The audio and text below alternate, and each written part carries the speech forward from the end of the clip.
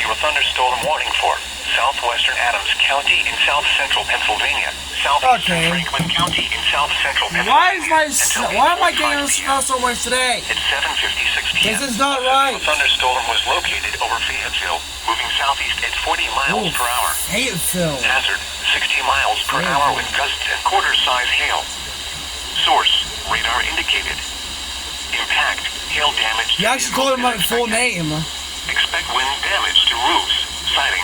You actually called me by full name? Impacted include Chambersburg, Waynesboro. No, you actually said Zach Hurry. Pittsburgh, Guilford, Carroll Valley, Fayetteville, Wayne I heard Heights, different. Mont Alto, Scotland, Rouserville, and Cashtown.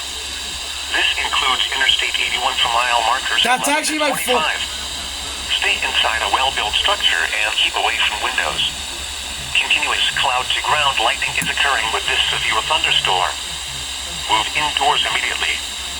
Lightning is one of nature's leading killers.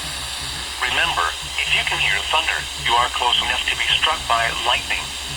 Repeating, a severe thunderstorm warning has been issued until 8:45 p.m. for the following counties: Adams and Franklin.